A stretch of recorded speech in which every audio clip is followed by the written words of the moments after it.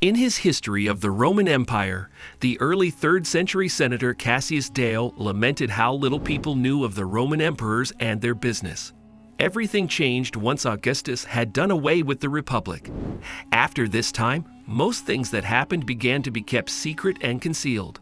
Politics became a shady business, riddled with subterfuge and secrecy, conducted between emperors and their associates, men of lower class and dubious morals. It's a common refrain that power corrupts, and absolute power corrupts absolutely. This could hardly ring truer than by turning to the histories of ancient Rome and peeking behind the princeps curtains, about entails of sex and scandal, recorded for posterity with as much zeal as any of the narratives of politics and power. From the sleazy and the sordid to the often downright unpleasant and frequently bizarre, the sex lives of Roman emperors provide us with more than just salacious entertainment. They offer us a window through which historians can begin to make sense of an ancient society. Augustus, the moral Roman emperor. Getting to grips with Rome's first emperor is a tricky endeavor. The ancients themselves recognized it, with the 4th century Emperor Julian even going so far as to label the first princeps a chameleon. Part of Augustus' camouflage was his piety. As Pontifex Maximus, his role was to ensure that the empire retained divine favor and the support of the gods.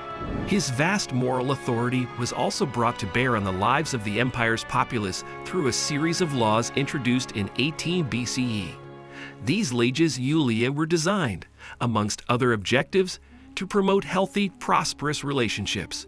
The Lex Iulia de Adulteris Coercionis, 17 BCE, punished adultery with banishment, for instance, while the later Lex Papia Papia, 9 CE, promoted offspring and penalized celibacy.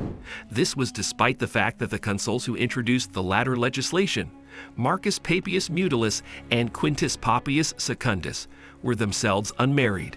The ogre on the island, Tiberius at Capri, one of imperial Rome's most formidable generals, was also, according to Pliny the Elder, the most unsociable of men. As one of the most reluctant Roman emperors, he rose to power following the death of Augustus in 14 CE. His accession was bungled, with Tiberius attempting to refuse the Senate's offer to take power. Suetonius juxtaposes senators rushing into slavery at Rome, all while Tiberius was attempting to defer to their judgment. An insular man himself, it seems that islands brought the worst out of Tiberius. Removed from the glare of public view, he gave space to his own predilections. First, there was Rhodes. This was in 6 BC and represented something of a premature retirement, the motive for which remains unclear. The embarrassment of his wife's very public promiscuities may have been a factor, with Julia's affairs a poorly kept secret, according to Vallius Paterculus. This semi-retirement was not, according to Tacitus, peaceful, giving rein to his secret lasciviousness.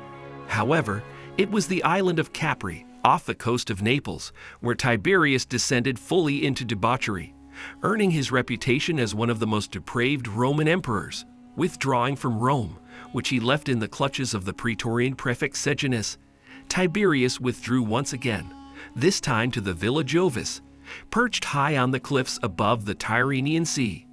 There the recluse allegedly gave free rein to his perversions and cruelties.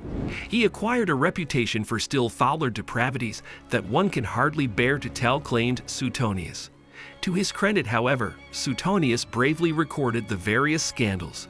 This included secret orgies led by experts in deviancies, threesomes, bedrooms decorated with erotic sculptures and paintings, libraries stocked with erotic manuscripts. Caligula, a terrifying Roman emperor. The Emperor Gaius, better known to history as Caligula, was exposed to the cruelties of imperial power from an early age. In 31 BCE, accepted the invitation to join Tiberius on Capri. Eventually, the elderly emperor passed away, with Tacitus suggesting that Macro, the Praetorian prefect, ordered the enfeebled emperor to be smothered. Despite this inauspicious start, Gaius' accession was met with jubilation. His descent from the popular soldier, Germanicus, certainly helped. More importantly, he just wasn't Tiberius. The Jewish philosopher Philo of Alexandria described the effusive joy in his embassy to Gaius all the world, from the rising to the setting sun. All the land rejoiced at the news. Later in the year, however, Gaius fell ill. Something had changed. The emperor was not the man he had been before. As Suetonius described, so much for Caligula as emperor. We must now tell of his careers as a monster. So, what of the monster? The remainder of Caligula's reign was, by all accounts, given over to excesses of greed, of hubris, of violence, and of sex. Suetonius' biography of the emperor reports that the imperial palace was made into a brothel. The emperor's promiscuity reputedly knew no bounds. He respected neither his own chastity nor that of anyone else. Claudius the cuckold. The exploits of Messalina, the shuffling, stammering, studious figure of Claudius, is perhaps not a figure one would associate with sexual scandals. Then again, he probably wasn't what many people had in mind when they imagined an emperor, an image not helped by the heroizing statues erected to him. Nevertheless, emperor he was, the successor to Gaius, picked by the Praetorian prefects in 41 CE, the scene evocatively imagined by Alma Tadema. His love life was also one of contradictions, seemingly dominated by women and a terrible philanderer. He was married 4 times, not including 2 failed betrothals.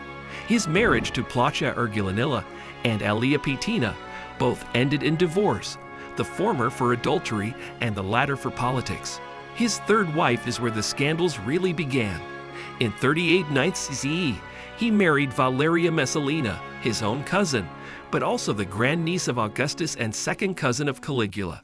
It would appear that she inherited some of their proclivity. Things started well.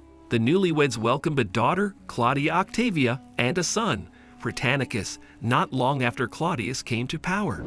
Things quickly went badly. Messalina's reputation in literary sources is one of unquenchable promiscuity and political duplicity. Reputedly, her nymphomania extended to her behaving as a prostitute in the imperial palace and compelling other aristocratic women to follow suit. Claudius seemingly turned a blind eye towards his bride's infidelities, perhaps because he was acting as censor. So Tacitus suggests until she got married to Gaius Silius. This took place in a ceremony when Claudius was visiting the harbor at Ostia. Fearful that his wife and her new husband desired his downfall, he had the conspirators murdered, including his wife, imperial debauchee, Nero. That Claudius was poisoned is the general belief, but by whom is disputed. One of the leading culprits is Agrippina, his 4th and final wife. Suetonius alleges she served poison to him in a dish of mushrooms. Agrippina was likely keen to remove her elderly husband from the frame because his successor was her son Nero. Adopted by his stepfather at the age of 13, he succeeded at 17. Initially popular and wisely advised, the young emperor seems to have rapidly given license to a series of vices. The truth of these scandals is hard to ascertain, and historians must extricate the reality from the salacious slander of the ancient historians. This includes the stories of Nero's tempestuous relationship with his mother. In 59 CE, he had her murdered. The elaborate plot he concocted of drowning her in a shipwreck was bungled, so the emperor had her killed by his freedman Anicetus. Peeking behind the curtains into the private lives of the Roman emperors offers an eye-opening experience into the customs, mores, and attitudes of the ancient world. Moreover, they seem to repeat. The tales of promiscuity and rumors of debauchery echo from one bad emperor to the next. Were the salacious stories true?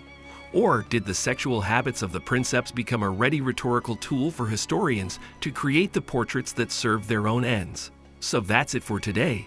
Make sure to subscribe to our channel and click the bell button to get all the latest updates.